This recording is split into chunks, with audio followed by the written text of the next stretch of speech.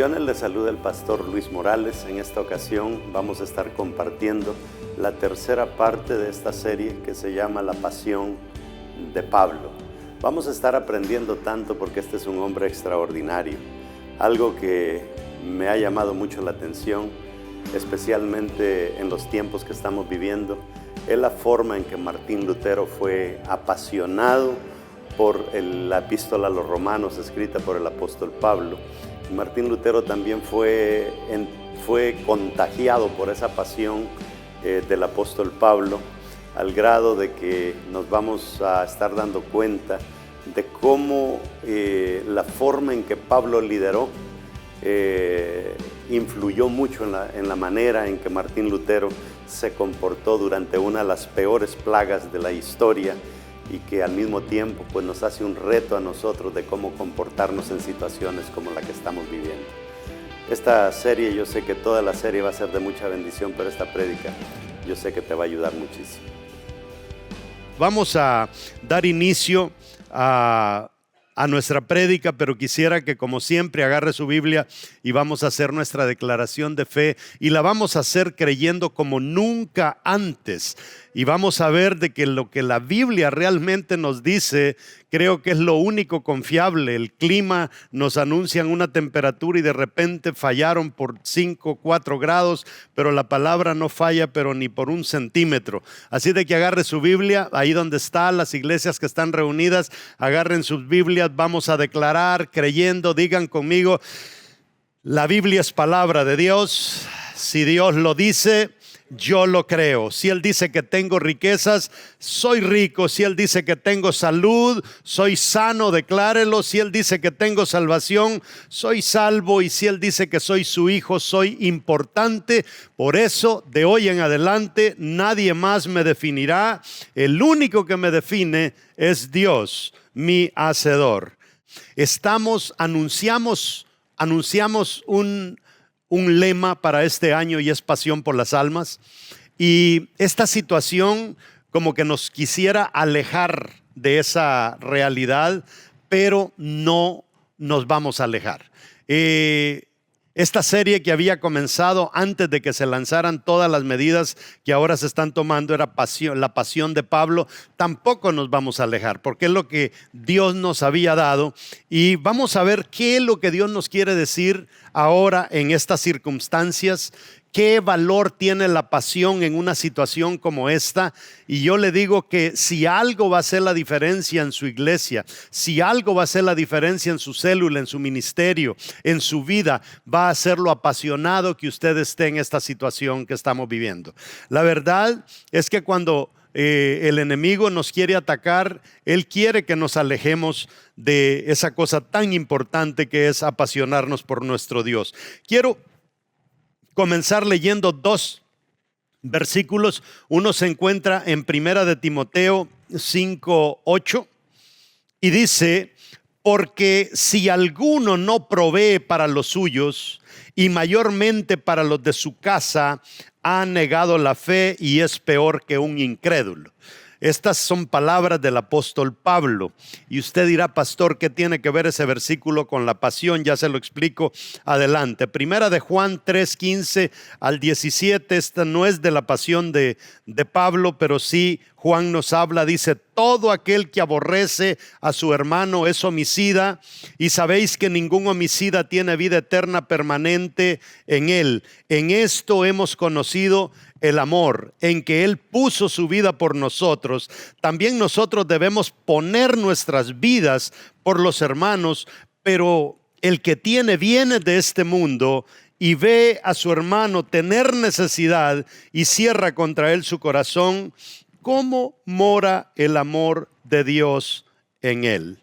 Esto es lo que el escritor de Primera de Juan nos dice sobre cómo nosotros nos debemos de comportar con las bendiciones financieras que Dios nos ha dado, y cómo nos debemos de comportar con nuestros hermanos, y especialmente en situaciones como la que estamos viviendo hoy en día.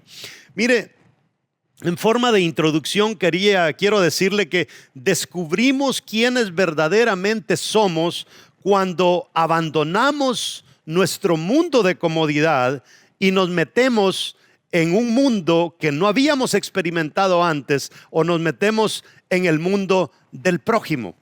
Si usted se va a una persona en el Antiguo Testamento que Dios lo llevó a experimentar un mundo al que no estaba acostumbrado, fue Abraham. En Génesis capítulo 12 verso 1 dice: pero Jehová había dicho a Abraham: vete de tu tierra y de tu parentela y de la casa de tu padre a la tierra que yo te mostraré. Póngase a pensar, Dios le sacude tanto su realidad a Abraham que le dice: quiero que te vayas a una tierra donde no la conoces.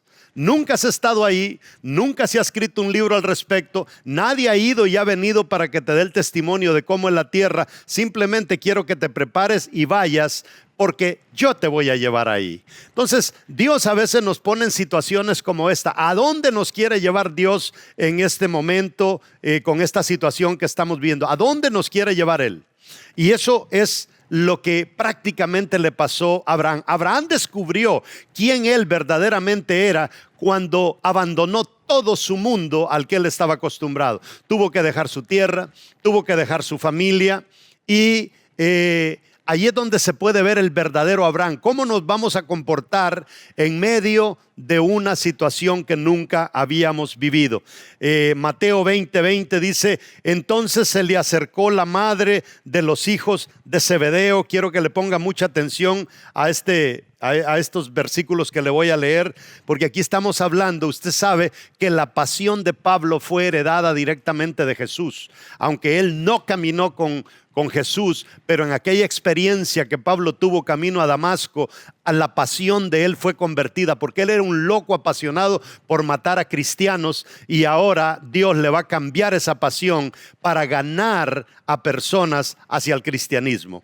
El apasionado en momentos como este no se va a desinflar. El apasionado va a ver cuál es la voluntad de Dios en medio de esta situación y la va a aprovechar al máximo. Voy a leerle el versículo otra vez, verso 20, dice: entonces se le acercó la madre de los hijos de Zebedeo con sus hijos, postrándose ante él y pidiéndole algo. Él le dijo: ¿qué quieres? Ella le dijo: ordena que en tu reino se sienten estos dos hijos míos, el uno a tu derecha y el otro a tu izquierda. Entonces Jesús respondiendo dijo: no sabéis lo que pedís.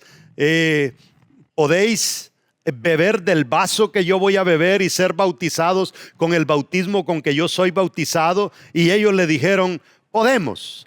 Este es un versículo bien interesante. Nosotros vemos que los discípulos de Jesús, especialmente los hijos de Zebedeo, saben que Jesús va a ser tomado, y en este momento en que Él sea tomado, ellos van a quedar en una incertidumbre y ellos quieren tener asegurado su futuro. Y va la mamá donde Jesús, o sea, sus hermanos como que traen a la mamá a abogar delante de Jesús, y ya ustedes leyeron la respuesta de Jesús a estas personas. Verso 23 dice: Él les dijo: a la verdad de mi vaso beberéis, y con el bautismo con que yo soy bautizado seréis bautizado, pero el sentaros a mi derecha y a mi izquierda no es mío darlo, sino a aquellos para quienes está preparado por mi Padre. Cuando los 10 oyeron esto, recuerde que aquí están los hijos de Zebedeo, los otros 10 escuchan eso, dice, se enojaron contra los dos hermanos. Entonces, porque nosotros somos así, a veces no nos gusta que la bendición nuestra sea de otros, y si otro tiene la bendición y nosotros no la tenemos, tampoco la queremos en las otras personas. Es la envidia que predomina no solamente en el ser humano, sino recientemente y a través de la historia del cristianismo nos damos cuenta que también ha invadido los corazones cristianos. Dice el verso 25, entonces Jesús llamándolos dijo: sabéis que los gobernantes de las naciones se enseñorean de ellas, y los que son grandes ejercen sobre ellos potestad. Mas entre vosotros no será así, sino que el que quiera hacerse grande entre vosotros será vuestro servidor, y el que quiera ser el primero entre vosotros será vuestro siervo. No sé si se ha dado cuenta usted, y pusimos un video al inicio de esta transmisión, donde los grandes atletas ahora no son nada en esta situación. Las personas a las que menos atención les habíamos prestado son los héroes de momentos como este. Aún los grandes predicadores de grandes movimientos no son nada en momentos como este. ¿Por qué? Porque esta situación nos ha venido a poner a todos en el mismo nivel. Nadie puede decir yo tengo más posibilidades en medio de esta situación. Cada uno de nosotros estamos propensos a ser afectados por esta realidad, y eso es lo bonito, si le podemos llamar, de este momento que estamos experimentando, que el que está en la calle, que no tiene dónde dormir, o el que está en un supermercado, o el que está en un centro comercial con una chequera, con una tarjeta de crédito, con miles de dólares, todos estamos en la misma balanza. Quiero hablarle de dos cosas bien importantes sobre la pasión de Pablo, y es lo que nos ayuda en situaciones como esta. Usted que está trabajando en un grupo de crecimiento y usted está ahora en medio de esta situación llevando la palabra, salvando vidas, predicando el evangelio, realmente tu pasión va a transformar vidas, porque yo te lo digo en este momento, vienen días en que cientos de personas se van a querer quitar la vida, y allí Dios nos va a tener plantados a nosotros. Vienen días en que miles de personas van a estar deprimidos, y ahí vamos a estar nosotros para ver qué es lo que vamos a hacer en situaciones como esta. Que todo mundo salga corriendo, menos nosotros, el pueblo de Dios. El pueblo de Dios, los hijos de Dios, especialmente aquellas personas en liderazgo, no nos podemos dar el lujo de salir huyendo de esta situación. Los que bajaron su bosquejo y a los que le llevaron sus bosquejos a las células, yo quiero que escriba en el número 1 la pasión que impactó a Lutero. Martín Lutero hace su aparición ahí después del año 1500. Era un monje de una fe totalmente diferente a la fe evangélica, y en medio de situaciones de la vida, él se pone a cuestionar algo. Lo que él cuestiona es la fe que él ha abrazado desde chiquito, y comienza a ver que la fe que él ha abrazado desde niño está equivocada. Y entonces él escribe este papel con más de 90 quejas en contra de la fe que la iglesia a la que él pertenece tiene, y las va a clavar en la puerta de una catedral. Pero algo bien interesante, ¿quién apasionó a Lutero para hacer estas cosas? Pues Pablo. El libro de los Romanos fue el que él leyó y pudo ser persuadido por lo que Pablo había dejado escrito en lo que es el Nuevo Testamento. Ahora, la pregunta es, ¿por qué razón tanta gente que fue impactada por la pasión de Pablo? Yo menciono a Lutero por una sencilla razón. Lutero fue una persona que fue afectada por una plaga quizá más horrible y más agresiva que esta, pero no tan mundial como está siendo esta. Hay un salmo que le quiero leer, porque este salmo era uno de los salmos favoritos de Lutero, y de este salmo Lutero se agarraba para seguir apasionado en medio de la plaga y en medio de tantas situaciones que se dieron en su tiempo que a él le tocó vivir. Salmo 41 del 1 al 3 dice: bienaventurado el que piensa en el pobre, en el día malo lo librará Jehová. Verso 2 dice: Jehová lo guardará y le dará vida. Será bienaventurado en la tierra y no lo entregarás a la voluntad de sus enemigos. Jehová lo sustentará sobre el lecho del dolor, y dice: mullirás toda su cama en su enfermedad. De eso se agarraba Lutero. ¿De qué nos vamos a agarrar nosotros? ¿De qué te vas a agarrar tú en esta situación? ¿Por qué vamos a desmayar? ¿Por qué te vas a quejar? No hay razón para hacerlo. Piensa en las semillas que has sembrado en Dios en todo tu tiempo de ser cristiano. Piensa en las cosas buenas que has hecho por otras personas. Esa es cosecha que vas a recibir, y no necesariamente después de que pase esta situación. Espera lo que Dios te prometió y Él te lo va a dar en medio de esta situación, fuera de esta situación, y nosotros debemos de estar seguros que el Dios al que nosotros le servimos no es un Dios mentiroso. En agosto del año 1527, en Wittenberg, que es el lugar donde vivía Lutero, fue azotado por esta plaga, la plaga negra, y fueron miles y miles de personas. A Martín Lutero le tocó la segunda fase de esta plaga, pero en la primera fase de esta plaga arrasó con el 50% de toda la población de Europa.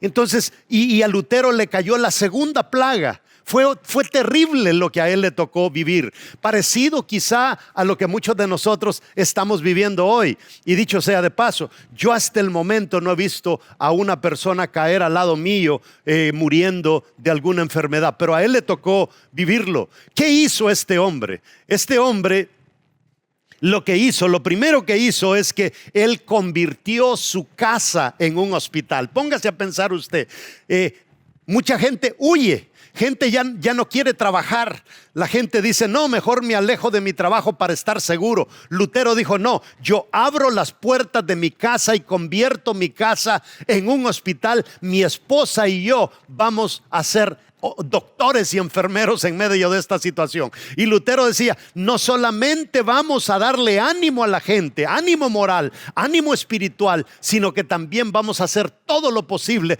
por ver cómo traemos una sanidad a alguien. Si usted en este momento se da cuenta de una persona que tiene como infección en la garganta, ¿qué hace? ¿Sale corriendo o lo mete en su vehículo y lo lleva a un hospital? ¿Qué vamos a hacer en este momento? Y la gente que esté apasionada en esta situación, somos los que vamos a hacer la diferencia, y vamos a ser los brazos de Dios, y vamos a ser los pies de Dios, y vamos a ser el corazón de Dios en medio de esta situación. Hubo una persona que le mandó a Lutero una carta y le dice, Lutero, ¿qué vas a hacer tú en medio de esta incertidumbre? ¿Cómo te vas a comportar? La carta le decía, ¿podemos salir corriendo de esta situación?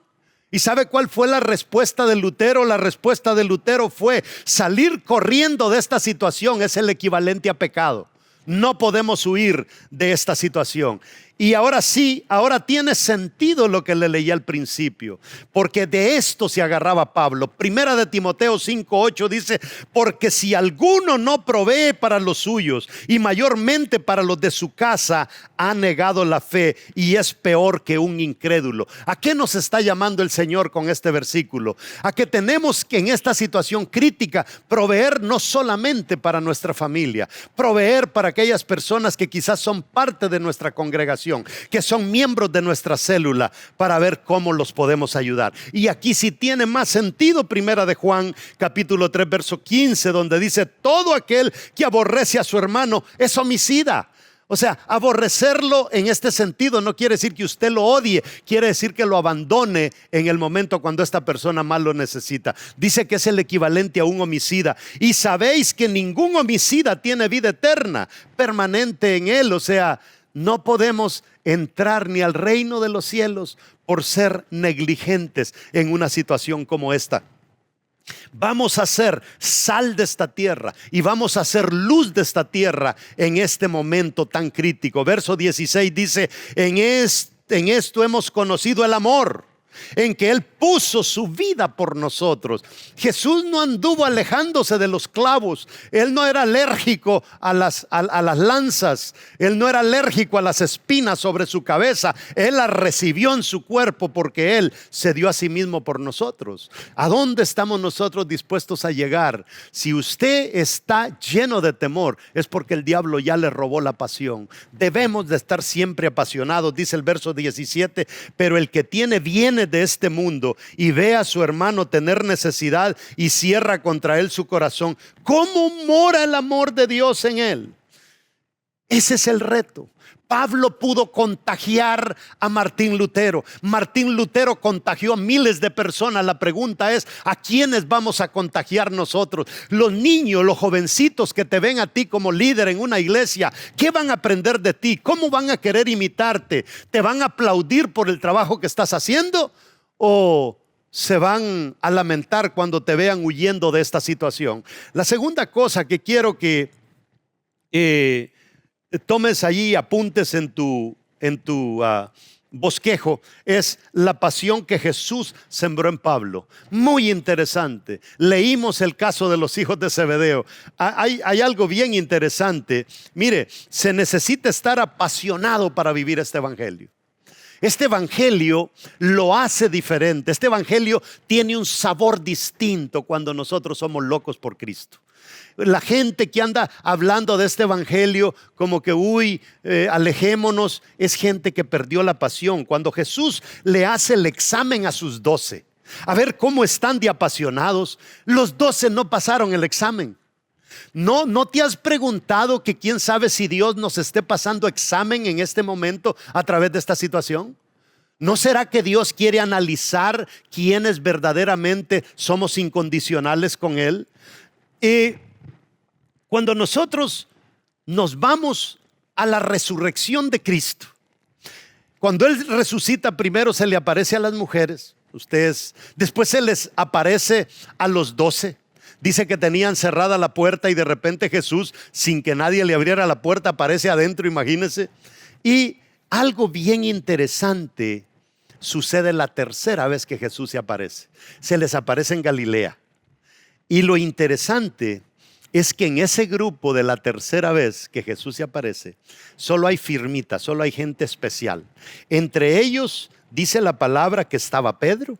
Entre ellos dice la palabra que estaba Natanael. Entre ellos dice la palabra que estaba Tomás. Y dice también que estaban los hijos de Zebedeo, aquellos que andaban buscando estar uno a la izquierda y otro a la derecha de Jesús cuando Jesús los regañó. Mire los 4 grupos de personas que están ahí. ¿Qué tienen ellos en común? Estamos hablando de la pasión. ¿Qué tienen estas personas en común? De pasión no tienen nada, de apasionados no tienen absolutamente nada. Pero Jesús, sabiendo que no son apasionados, Él no se da por vencido por quererlos apasionar. Se les aparece, póngase a pensar, una de las 3 apariciones de Jesús es para estos 4, 5 cobardes que le han quedado mal a Jesús en el ministerio. Y quiero que veamos los mosqueteros de Jesús, los 4 mosqueteros, 5 mosqueteros de Jesús. Juan 21 del 1 al 2. Después de esto Jesús se manifestó otra vez a sus discípulos junto al mar de Tiberias, el mar de Galilea. Y se manifestó de esta manera. Mire cómo se manifestó. Estaban juntos Simón Pedro. Estaba ahí también Tomás, llamado el Dídimo, que quiere decir el gemelo. Natanael de Caná de Galilea y los hijos de Zebedeo. Qué tremendo el escritor que nos da la lista de los 4 más cobardes que Jesús pudo haber tenido en el ministerio. Los 4 más complicados. Quiero hablarle un poquito del famoso Pedro. El Pedro que escribió parte de la Biblia. El Pedro que no sobresalió más que Pablo porque le faltaba pasión. Mire, dice, cuando hubieron comido, Jesús dijo a Simón Pedro: Simón, hijo de Jonás, ¿me amas más que esto? Es cuando Jesús se le aparece. Cuando Jesús se le aparece, mire el examen que está haciendo Jesús a Pedro. Pedro, ¿me amas? Y cuando usted lee esta porción en griego, Jesús le dice: Pedro, tú me amas, pero con el amor ágape. Y Pedro le contesta: sí, Señor, tú sabes que te amo, pero con el amor fileo. O sea, tengo un amor, pero no es el amor ágape. Le dice: apacienta mis ovejas. Mire cómo Jesús compara lo que es el amor hacia Él, hacia apacentar ovejas. Porque nadie que no ama a Jesús de corazón, nadie que no esté loco por Jesús va a andar apacentando ovejas, especialmente en una situación tan crítica como esta. Entonces debemos de entender nosotros cuál es la situación acá. Y dice el verso 16, volvió a decirle la segunda vez: Y dice el verso 17, le dijo la tercera vez. Y las 3 veces Pedro le contesta con la misma palabra: Señor, tú sabes que te fileo. Pero Jesús no le pudo sacar a este su discípulo: Señor, tú sabes que te agapao, tú sabes que te amo, con ese amor ágape. Entonces no pasó el examen. Pero no solamente eso. Mateo 26:73. Un poco después dice: acercándose los que por allí estaban, dijeron a Pedro: verdaderamente también tú eres de ellos, porque aún tu manera de hablar te descubre, te delata. Verso 74. Entonces él comenzó a maldecir y a jurar: no conozco al hombre, y enseguida cantó el gallo. ¿Qué es lo que pasó aquí, mis amados hermanos? Sencillo. El famoso Pedro, el que debía de haber estado apasionado por el maestro como Pablo, como Martín Lutero, comenzó a negarlo. Y no solamente lo negó, sino que maldice prácticamente la relación entre él y el maestro. Algunos dicen que él dijo: yo este maldito no lo conozco. Otros dicen que él dijo: maldito yo si es que les estoy mintiendo que yo conozco a este hombre. Y la verdad es de que Pablo nos demostró, o quiero decir, Pedro nos demostró, que cuando él perdió la pasión por el Señor, o quizá nunca la había tenido hasta este momento, comenzó a cojear en su relación con Dios. Pero la cosa sigue. Si usted se va al Juan capítulo 21, verso 20, dice: Pedro, volviéndose, vio que le seguía. Póngale mucha atención a esto. O sea, Jesús le dice a Pedro, después de que le dijo: Pedro, tú me amas. Jesús y Pedro comienzan a caminar. Y cuando ellos van caminando, supuestamente el discípulo amado, que yo creo que fue Juan, viene detrás de ellos. Y Pedro, Jesús se le acaba de aparecer a Pedro. Y le dice Pedro: Señor, ¿y qué de este? O sea, Jesús le acaba de decir a Pedro: Pedro, cuando tú eras pequeño tú solo te ceñías, pero vienen tiempos en que otro te va a ceñir. O sea, lo que Jesús le está diciendo a Pedro es: Pedro, vienen momentos en que de esta manera vas a morir.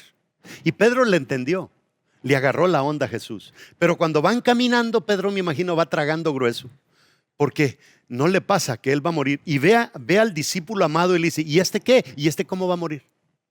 Lo interesante son las palabras que Jesús le dijo: Pedro, ¿y a ti qué te importa? Léalo bien, así le dijo: ¿y a ti qué te importa cómo este va a morir? ¿Por qué nosotros, mis amados hermanos, cualquier cosa nos hace tambalear? Jesús ya le dijo a Pedro cómo él va a morir, pero a veces nosotros en el ministerio, cuando a uno le va bien y al otro le va mal, al que le va bien se alegra del que le va mal. Y cuando al que le esté yendo bien y ve que a otro, cuando el que le esté yendo mal ve que a otro le está yendo bien, comienza a sentir recelo en contra del otro y odio en contra del otro.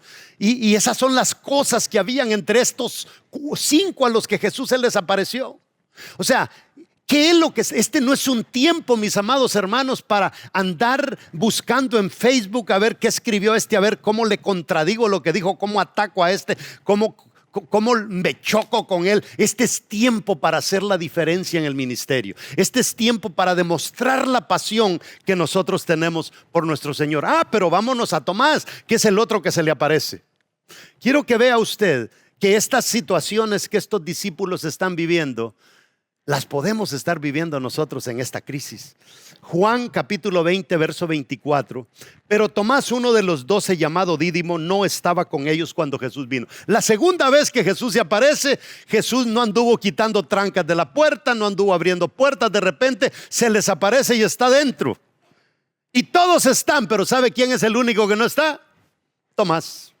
Tomás ya se había ido a ver si sacaba la lancha para seguir pescando y no estaba. Pero cuando Tomás se aparece, le dice: hey, el maestro se nos ha presentado. Dice: no, yo no creo en esos cuentos. Si verdaderamente se ha presentado, yo lo primero que voy a querer es verle los huecos en sus manos y poner mis dedos ahí a ver si es verdad. Cuando Jesús se le aparece, vaya incrédulo, mete tus dedos en mis huecos de mis manos, porque ese es el Tomás al que Jesús se le aparece. O sea, ¿qué nos está diciendo el Señor en estos tiempos?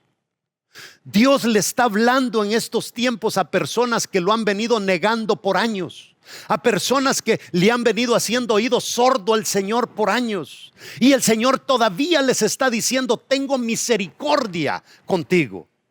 Te estoy haciendo espera para que no sigas en ese camino. Pero ¿y Natanael? Está en la lista de los primeros. Al famoso Natanael, Juan 1:46. Llega el hermano y le dice: hey Natanael, me encontré al Mesías. Y le dice Natanael: no me vengas con ese cuento. ¿Qué cosa buena puede salir de Nazaret? ¿Sabe lo que le dijo Natanael a su hermano? Ese que tú me estás diciendo que es el Mesías es puro cuento. Y ese es el tercero que se aparece. Pero están los hijos de Zebedeo. Los hijos de Zebedeo tenían algo bien interesante. Mire, gente cree que Zebedeo tenía relación parental con Jesús. Se cree que Zebedeo era tío de Jesús y que era tío de Jesús. Y Salomé, que era la esposa de él, ha sido identificada como hermana de María. O sea, estaban emparentados estos tipos. Y por eso como que les está diciendo: es que somos parientes, hazme lado el día que lleguemos allá al cielo. Entonces pidieron ser los meros meros en el cielo. Y a estos se les aparece Jesús en una situación crítica, cuando no están pescando nada, cuando todo lo que habían creído de que Jesús es el libertador de Israel, eso como que acababa de pasar una plaga. Y en medio de eso Jesús se les aparece. Y en medio de esa situación Jesús no se apareció para regañarlos, ni para decirles: infelices los voy a matar con una plaga, infelices los voy a matar de hambre, sino que les dijo: mis hijos, me les he tenido que aparecer. Son el tercer grupo al que me les aparezco, porque yo necesito gente apasionada en situaciones como esta. Ese es el Jesús que nosotros todavía estamos predicando, y ese es el Jesús que va a hacer la diferencia en estos tiempos. Mis amados pastores, mis amados líderes, donde quiera que ustedes estén, portémonos de la manera en que a Cristo le gustaría que nos comportáramos. Ya usted vio cómo Jesús, antes de irse para el cielo y que viniera el Espíritu Santo, quería asegurarse de que sus 12 estuvieran locos por las almas. No le vino a decir a Pedro: Pedro, ¿me amas? Pues entonces ama a tu familia. Pedro, ¿me amas? Pues entonces ama a tu tía, ama a tus primos. Porque es terrible, fíjese que los hijos de Zebedeo eran primos de Jesús. Y a veces, mis amados hermanos, qué difícil es pastorear familia, pastorear primos, pastorear sobrinos. No es fácil. Pastorear hijos no es fácil. Pastorear padres no es fácil. Y eso le está tocando a Jesús. Entonces Jesús nos demuestra que en situaciones difíciles, porque Jesús ya murió, ya derramó hasta la última gota de su sangre, se esperaría de que sus discípulos estuvieran conectados con las pilas puestas para salir y predicar el evangelio. Y ahora lo interesante es que con quién estaban los hijos de Zebedeo, con quién estaba allí Tomás, con quién estaba allí Natanael, con Pedro. O sea, Pedro los había convencido a todos, porque dicen que un abismo atrae otro abismo. O sea, usted atrae lo que usted es. Pedro era un cobarde, desanimado en ese entonces, y arrastró a todos los demás. Y en medio de todo eso, Jesús se le acercó a los cobardes. No le quiero decir que usted es un cobarde, pero sí le voy a decir algo. Hay personas que le han venido huyendo a su relación con Jesús. Hay personas que le han venido huyendo a su relación con Dios. Y Dios no te quiere aniquilar. Lo que Dios quiere es que te conviertas.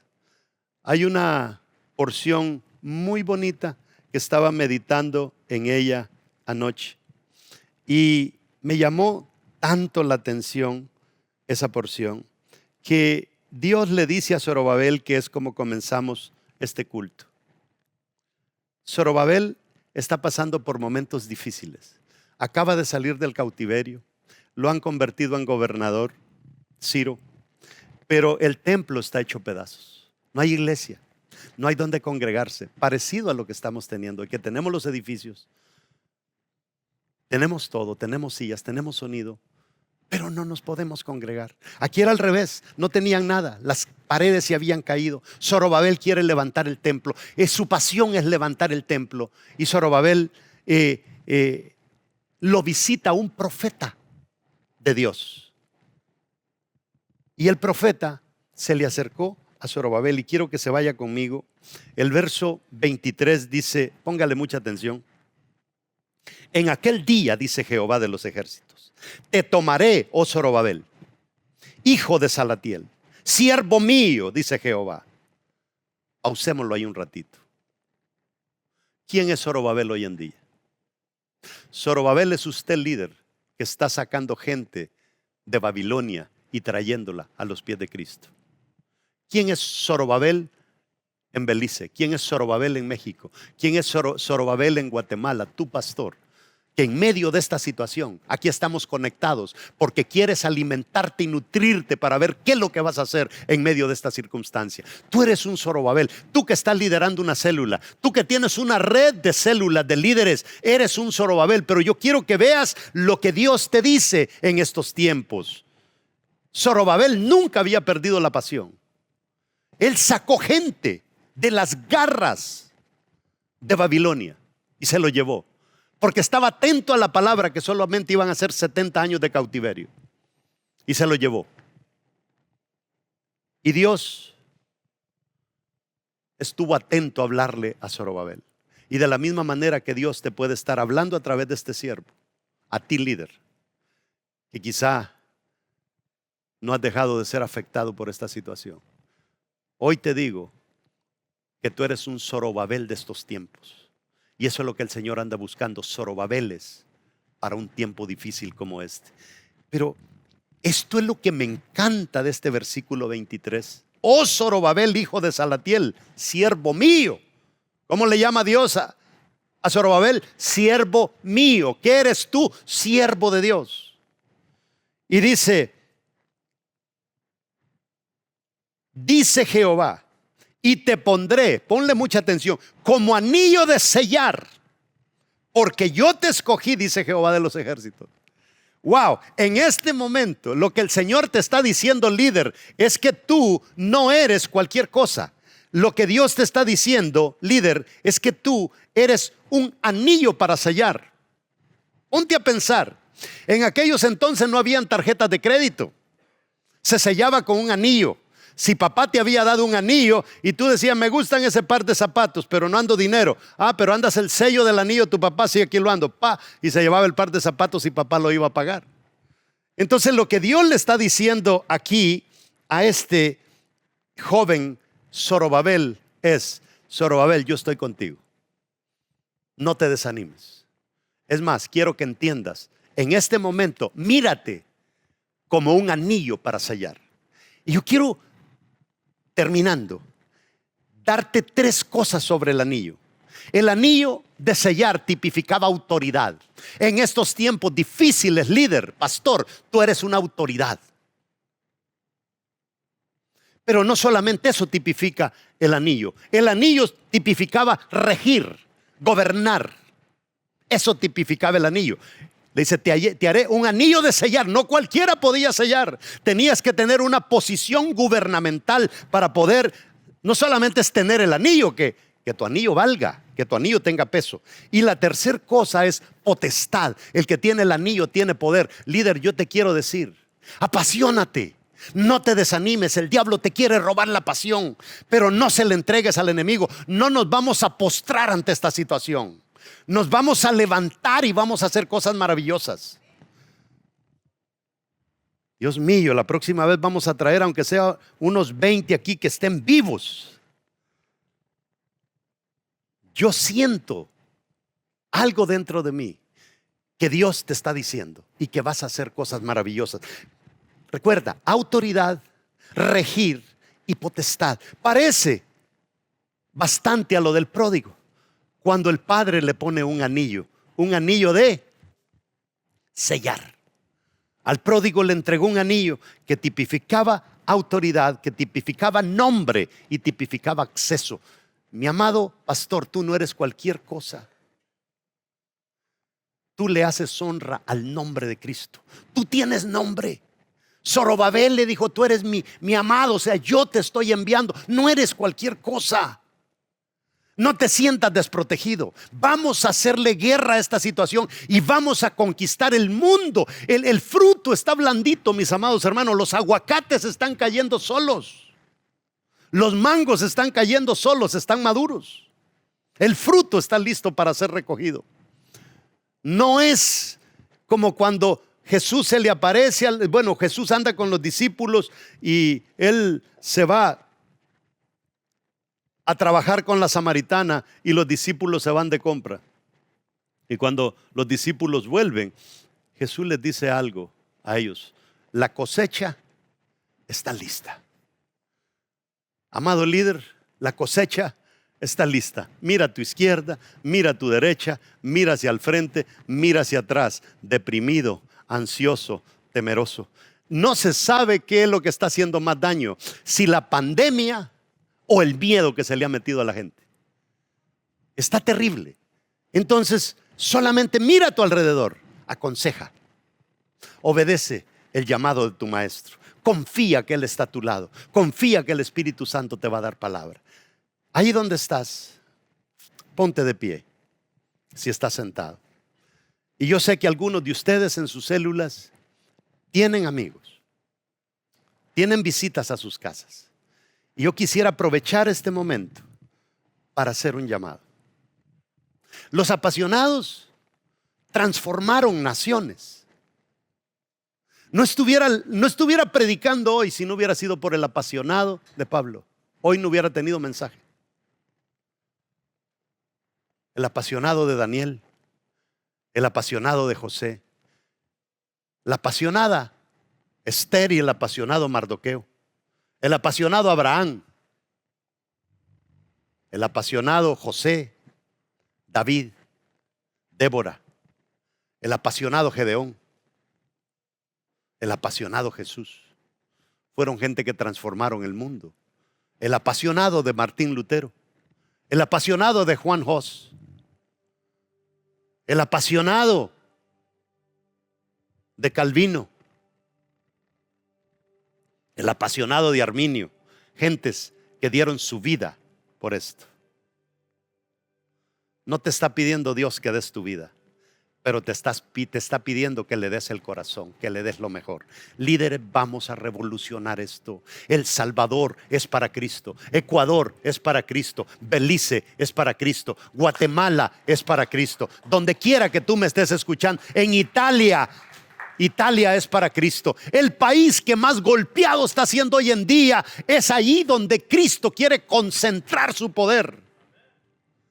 No es que lo está azotando más que a otros, es allí donde Cristo quiere manifestarse. España, Cristo se quiere manifestar en España, uno de los países más ateos de Europa y uno de los países ahí está la capital gay del mundo.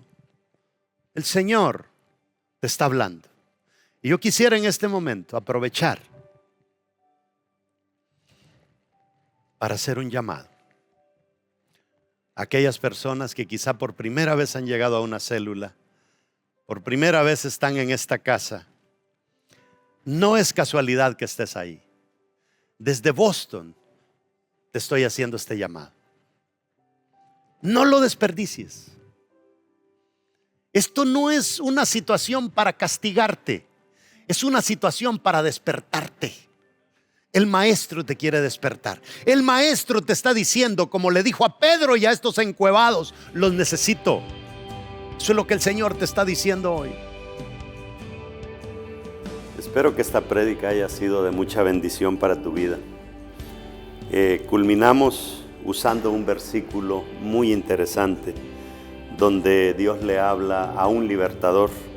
En la Biblia hubieron muchos libertadores, Moisés fue uno de ellos, Daniel, José, pero también tenemos a Zorobabel.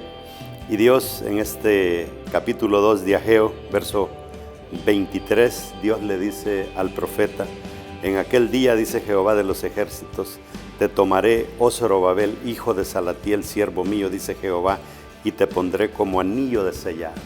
Qué promesa más grande la que Dios le hace a este libertador. Y lo que te quiero decir, pues, en conclusión de esta predicación, es que todos nosotros somos un Zorobabel en las manos de Dios, personas que nos hemos rendido ante Él y hemos tomado la decisión de servirle en todo aquello a lo que Él nos manda. El que Dios le haya dicho a Zorobabel estas palabras en especial, te pondré como anillo de sellar, es una promesa inmensa. Un anillo de sellar era algo de mucho poder, era algo de gobierno, era algo de poder influenciar, era de influencia. Por lo tanto, eso es lo mismo que Dios nos está diciendo a nosotros.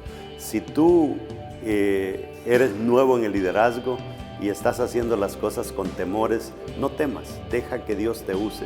Así como usó a Zorobabel, a Daniel, a José, a Moisés, te puede también usar a ti. Si tú eres una persona que todavía no le sirve al Señor y has escuchado esta prédica y te ha tocado, quiero darte la oportunidad en esta ocasión a que le entregues tu vida al Señor. Es tan sencillo, es simplemente hacer una corta oración y tú pasas de muerte a vida, pasas de condenación a resurrección y pasas de ser un obstáculo quizá para el Señor a ser alguien que puede traerle grandes aportes a Dios y al Evangelio. Te invito a que hagas esta oración conmigo y después de haberla hecho, como te acabo de decir, pasas de condenación a salvación. Vamos a orar. Padre, repite conmigo. Padre, gracias por la oportunidad que me das de corregir mis errores. Te he fallado, pero al mismo tiempo entiendo que tú diste tu vida por mí, que derramaste hasta la última gota de tu sangre por mí y por todos aquellos que se pierden. En esta ocasión, Señor, te entrego las riendas de mi vida para que seas tú quien me guíes de este momento en adelante. Y gracias, Señor, por escribir mi nombre en el libro de la vida. Si tú hiciste esa oración tan sencilla como parezca, prácticamente tú pasaste de ser una persona que le estaba llevando la contraria a Dios a convertirte en un hijo legítimo de Él. Todos somos hijos de Dios, pero legitimizamos el ser hijos suyos cuando nos conectamos con Él, y es exactamente lo que acabas de hacer a través de esta oración. Tu vida va a cambiar, tu vida va a ser diferente. No te digo que no van a venir problemas, pero Él va a estar ahí a tu lado para ayudarte. Dios te bendiga a ti y a todas aquellas personas que recibieron bendición a través de esta predicación y que de alguna manera se comprometieron con el Señor. Dios me los bendiga. Este tiempo, esta hora.